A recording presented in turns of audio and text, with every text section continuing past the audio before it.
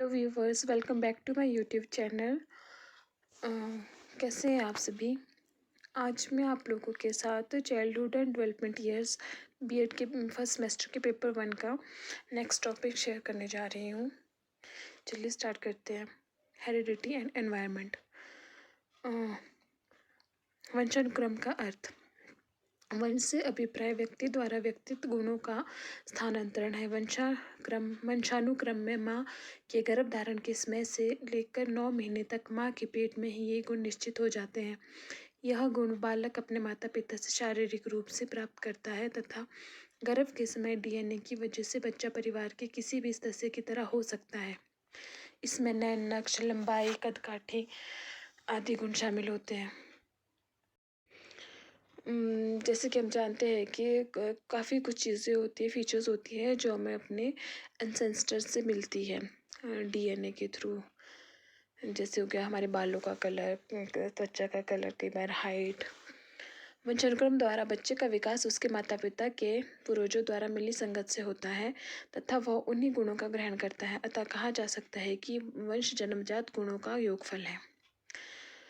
इसकी परिभाषा देख लेते हैं। कुछ जीवन शास्त्रियों के अनुसार निषेचित अंड में उपस्थित विशिष्ट गुणों का योग ही वंशानुक्रम है।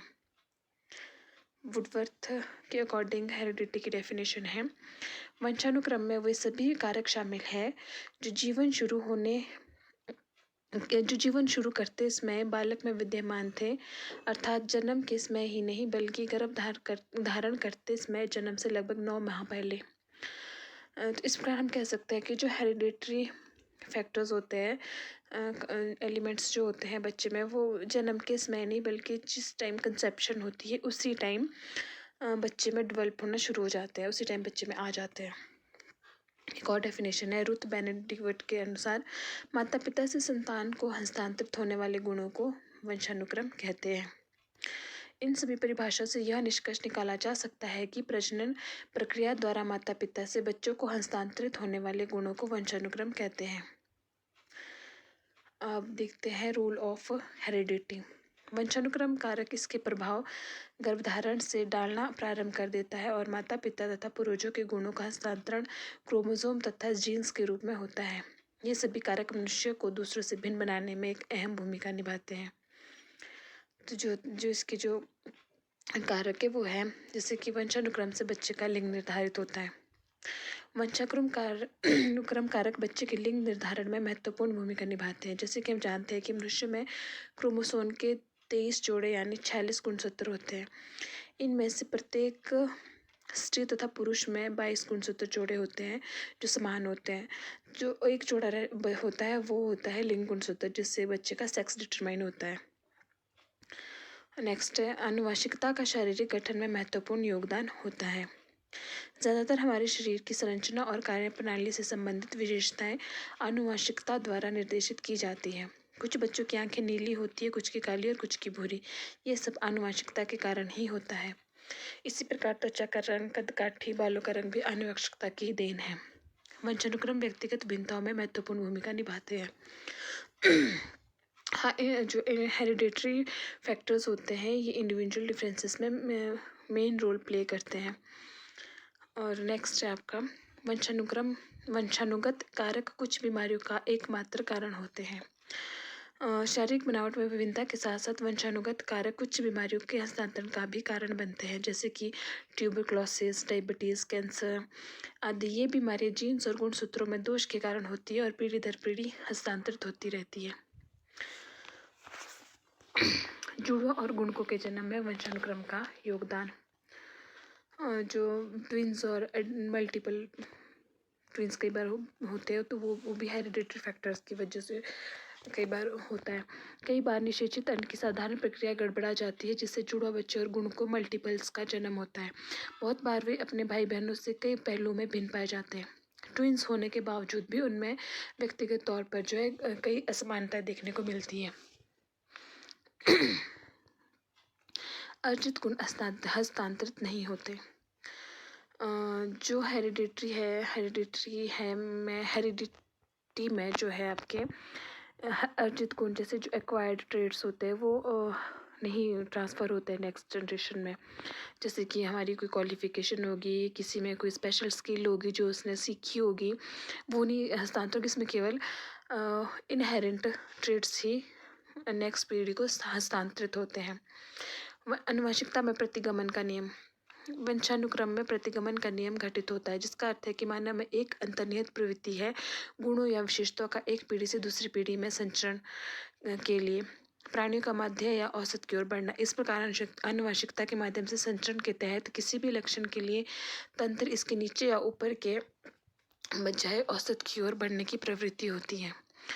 इसको हम ऐसे समझ सकते हैं कि लॉ ऑफ रिग्रेशन, मतलब जैसे कि किसी पीढ़ी में मान लो कोई व्यक्ति बहुत ज़्यादा इंटेलिजेंट है, पर नेक्स्ट पीढ़ी में उसमें वो इंटेलिजेंस उससे ज़्यादा भी नहीं होगी, उससे कम भी नहीं होगी, वो आपकी एक एवरेज की तरफ मूव करती है।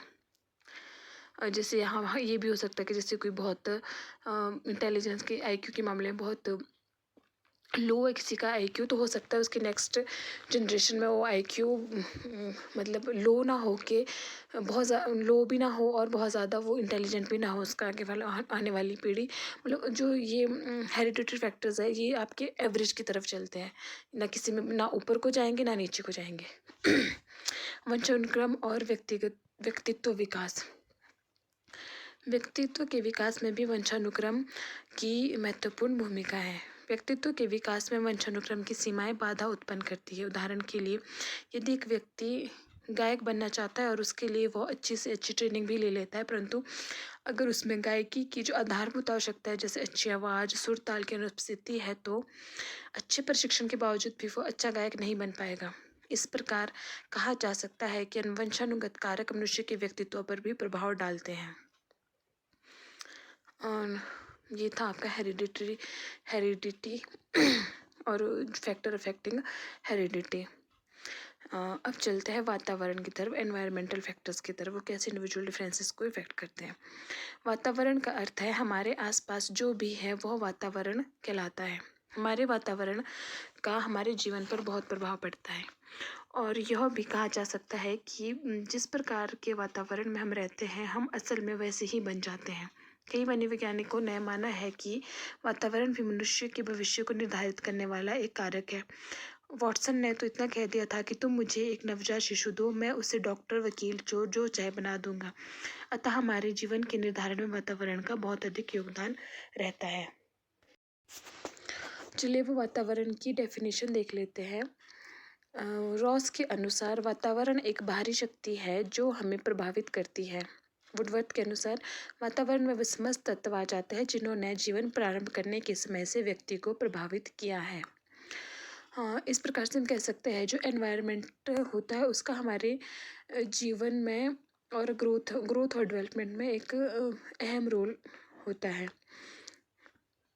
वो बच्चे की डेवलपमेंट को सॉरी काफ़ी तरह से इफ़ेक्ट करती है, क्योंकि हम कह सकते हैं कि जो बच्चा होता है वो एक तरह से कच्ची मिट्टी की तरह होता है, उसे आप जिस तरह के वातावरण में रखेंगे वो उसी तरह का बन जाएगा। अब देखते हैं रोल ऑफ एनवायरनमेंट। वातावरण की व्यक्ति के जीवन में वृद्धि तथा विकास में महत्वपूर्ण भूमिका होती है। कुछ मनोवैज्ञानिक इस धारणा का समर्थन करते तथा कुछ विरोध। वातावरण का समर्थन करने वाले वैज्ञानिक व्यवहारवादी और मानते हैं कि बालक एक कोरी स्लेट की तरह है जिस पर आप कुछ भी लिख सकते हैं। अर्थात बालक को वंश में जो मिला है वो उसके साथ रहता है, लेकिन उसके आसपास के वातावरण के अनुसार उसमें कई बदलाव आते हैं, और यह एक सतत चलने वाली प्रक्रिया है जो उम्र भर चलती है।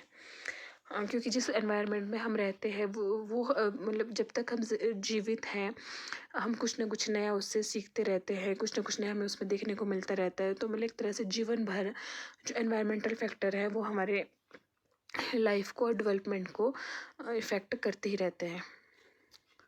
तीसरा हम कह सकते हैं कि जो एनवायरमेंटल फैक्टर है वो एक तरह से मतलब निरंतर हमारी डेवलपमेंट में कुछ ना कुछ प्रभाव डालते ही रहते हैं। चलिए देखते हैं। जन्म से पहले माता का गर्भ शिशु की हर प्रकार की वृद्धि और विकास की जगह होती है। माँ की शारीरिक और मानसिक स्थिति, खान पान, आदतें, रुचियों से बच्चे के विकास पर प्रभाव पड़ता है। जन्म के समय की परिस्थितियाँ जैसे विद्यमान साधनों, साधारण प्रसव या सी सेक्शन द्वारा प्रसव से सफाई की व्यवस्था से भी बच्चे का शारीरिक और मानसिक विकास प्रभावित होता है। बाह्य वातावरण शिशु के विकास के हर चरण में उस पर प्रभाव डालता है। पारिवारिक परिस्थितियों का भी बच्चे की वृद्धि और विकास पर प्रभाव पड़ता है। एनवायरमेंटल फैक्टर में हो सकते हैं आपके काफ़ी सारे factor, internal as well as external. जिस टाइम बच्चा जन्म लेता है तो उस टाइम वो उसके आसपास का मतलब सफाई का ध्यान रखा गया या नहीं रखा गया है, किस तरह की वो हॉस्पिटल फैसिलिटीज़ अवेलेबल है या नहीं है, इसका बच्चे की ग्रोथ और डेवलपमेंट पे और मेंटल एबिलिटीज़ पे प्रभाव पड़ता है। और उसके बाद परिवार की परिस्थितियाँ कैसी है, जिस परिवार में बच्चा पल रहा है, बड़ा हो रहा है, उसके माता पिता का व्यवहार, उसके बड़ों का व्यवहार, बात करने का तरीका किस तरह का, ये सब फैक्टर्स जो है बच्चे की ग्रोथ को इफ़ेक्ट करते हैं। क्योंकि बच्चा जिस माहौल में बड़ा होगा, जो वो अपने आसपास देखेगा तो वो उन्हीं चीज़ों को एक्वायर करेगा। तो इस और परिवार की जो होती है वित्तीय स्थिति, फाइनेंशियल सिचुएशन, सोसाइटी में परिवार की क्या स्थिति है, रेपुटेशन क्या है, वो भी बच्चे के डेवलपमेंट और ग्रोथ में काफ़ी इफेक्ट डालती है। तो ये थे एनवायरमेंटल और हेरिडिटरी फैक्टर ग्रोथ और डेवलपमेंट को जो इफ़ेक्ट करते हैं। आई होप आपको थोड़ा बहुत समझ आया होगा। तो मैं अपनी वीडियो यहीं ख़त्म करती हूँ।